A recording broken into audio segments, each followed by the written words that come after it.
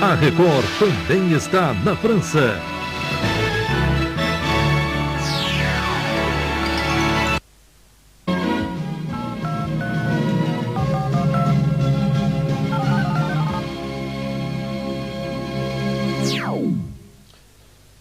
Olá, boa noite.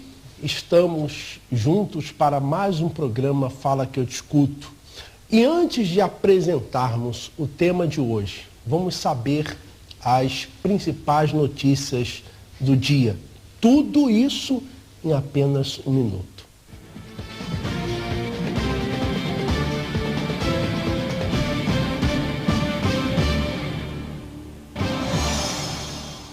Autoridades francesas da aviação civil anunciaram hoje a suspensão imediata e por tempo indeterminado dos voos da companhia aérea Cameroon Airlines por razões de segurança. O Governo apresentou hoje no Parlamento uma proposta de lei de alteração do Código do IVA que visa reajustar o regime de dedução aplicável às despesas com a organização e participação em congressos. O Estádio Municipal de Aveiro e o Estádio do Dragão receberão os últimos 2 jogos de qualificação da Seleção Portuguesa de Futebol para a fase final do Mundial 2006. O Ministério da Educação diz que o arranque de novo ano letivo ao longo desta semana foi o mais sereno e normal dos últimos anos. Médicos e cientistas tentam estudar os fenómenos sobrenaturais, mas até ao momento nenhuma explicação foi encontrada.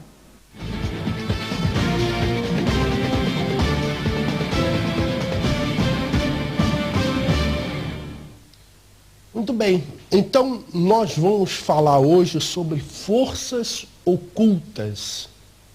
Aliás, você pode dizer assim, mas logo sexta-feira falar de forças ocultas? Bom, vamos falar sobre esse tema porque muitas pessoas, elas ouvem vozes, veem vultos, pesadelos, mas vamos à matéria-tema do programa de hoje e já voltamos.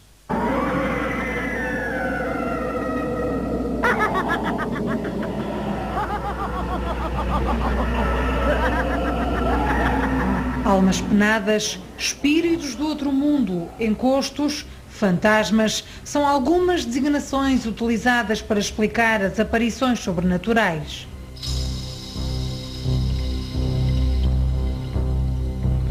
O terror, o medo, o pânico que estas situações provocam ultrapassam qualquer tipo de ficção. Eu tive na minha família um caso desses, que a minha mãe desmaiava e transformava-se noutra pessoa. Mas, peço desculpa, havia vultos, ouvia vozes, mesmo quando não estava ninguém a ouvir? A minha mãe ficava o meu avô. Vários são os relatos de pessoas que já passaram por experiências sobrenaturais. Ouvem voz e veem vultos de indivíduos mortos e desconhecidos. Estas forças espirituais atormentam a vida de muitos, transformando-a num verdadeiro inferno. Alguns médicos e cientistas tentam estudar os fenómenos sobrenaturais, mas nenhuma explicação foi dada àqueles que são atormentados noite e dia por estas situações inexplicáveis. Para outros terapeutas, os sintomas revelam distúrbios mentais ou psicossomáticos. Perante a incapacidade da medicina, muitas pessoas recorrem a outros caminhos na esperança de encontrar uma solução.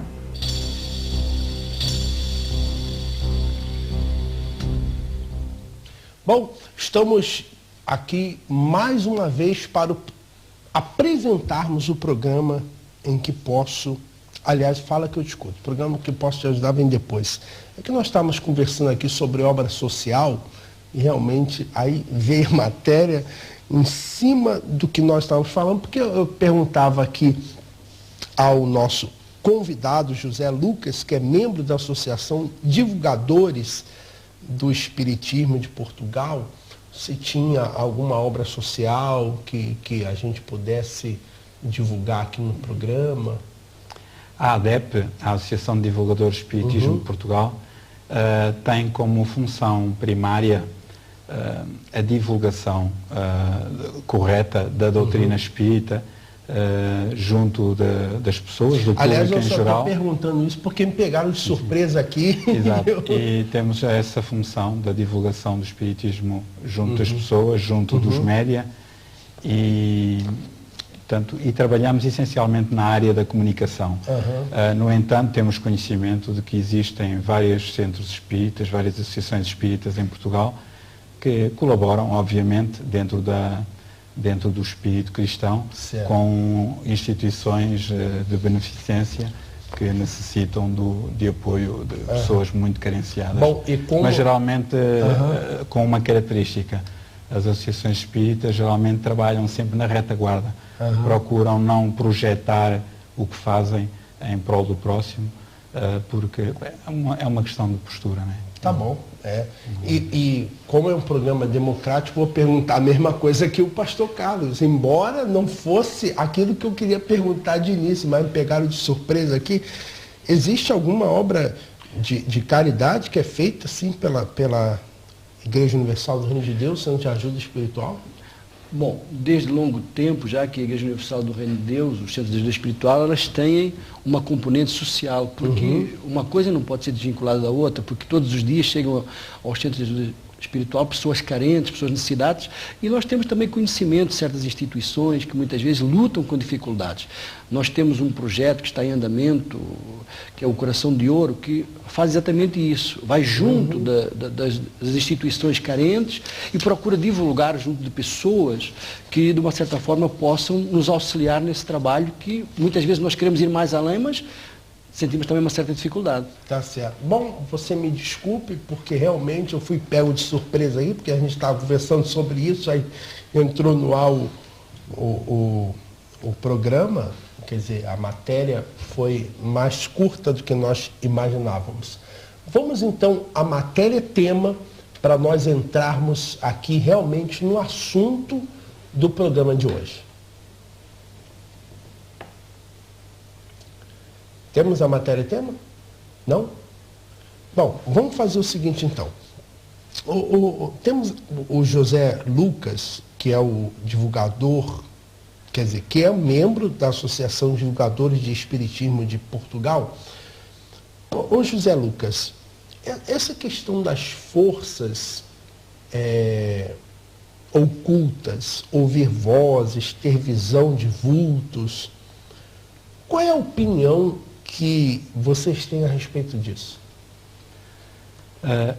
A doutrina espírita estudou profundamente esses factos, já desde meados do século XIX, com o famoso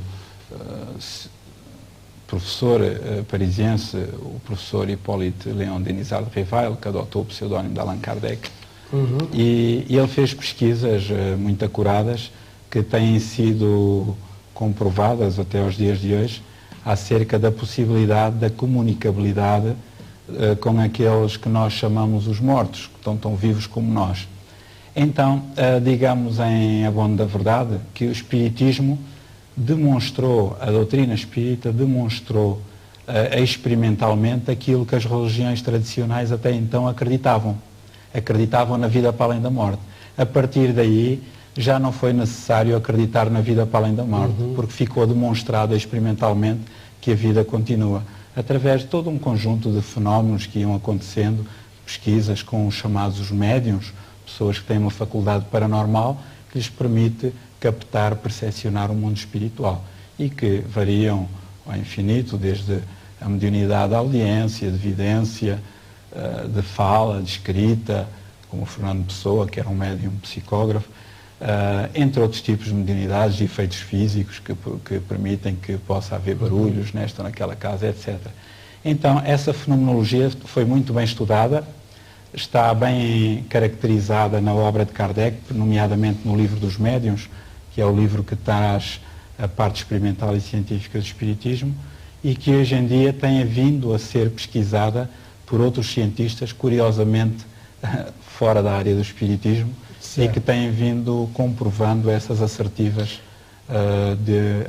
estudadas até então. Agora, fundamentalmente, essa tese está baseada em quê? A doutrina espírita, e eu gostaria de realçar que o espiritismo não é mais uma religião, não é mais uma seita, portanto é uma doutrina, é um conjunto de ideias, assenta essencialmente em 5 pontos.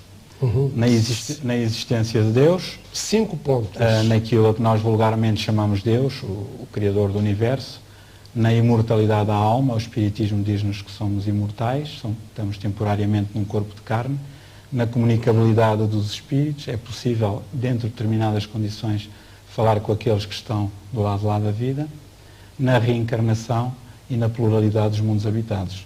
Esses são essencialmente os 5 pontos estruturais da doutrina espírita. Mas são 4, não? Não, 5. Deus, existência de Deus, imortalidade da alma, comunicabilidade dos espíritos, reencarnação e a pluralidade dos mundos habitados. Pluralidade dos mundos habitantes, tá bom. Bom, eu vou agora conversar aqui com o pastor Carlos, sendo de ajuda espiritual. Pastor Carlos, boa noite. Boa noite. Bom, nós estávamos conversando aqui sobre obra social e tal, acabamos que fomos pegos de surpresa aqui. O que pensa o senhor a respeito de ouvir vozes, ter visão de vultos? É um problema psicológico ou espiritual? Qual é? Bom, no nosso ponto de vista é um problema espiritual, mas apesar de estarmos de acordo em alguns pontos do que o Sr. José Lucas falou, como por exemplo a existência de Deus, isso é algo que nós... Então isso aí está de acordo. Nós não concordamos, temos a certeza que ele existe, não é? Na imortalidade da alma, de uma certa forma, podemos até abordar esse termo. Nós acreditamos mais na imortalidade do espírito, não é? Agora... Ah, é? É, porque... Do espírito. Porque nós somos essencialmente espírito, não é? Por isso, porque Deus é espírito e nós somos feitos à imagem e semelhança de Deus, né? No nosso conceito. Agora, falar com os espíritos, aí, quer dizer, é um tema que... Bom, nós também falamos com os espíritos, mas sim nas sessões de libertação espiritual que fazemos, naturalmente, nos centros de ajuda espiritual, mas com os espíritos imundos que se apoderam das pessoas. E aí, eu acho que existe uma divergência, porque enquanto... Peraí, mas que divergência é essa? Porque falar com os espíritos, o José Lucas, na sua opinião, é receber conselho dos espíritos? Repara, nós não podemos abordar isto de uma maneira assim muito simples, senão corre-se o risco de se tornar complicado, passa a aparente contradição. Quando Allan Kardec começou a pesquisar esses fenómenos, ele pesquisou-os com critério, utilizando o método indutivo, o método experimental, né? E curiosamente essas pesquisas foram seguidas por todo um conjunto de cientistas, nomeadamente o notável físico William Crookes, entre outros. Né? Mas ele falava com os espíritos no sentido de pedir orientação? Se me permite só continuar. E, entretanto, ele chegou à conclusão de que, afinal, as pessoas que se comunicavam eram pessoas que já tinham falecido.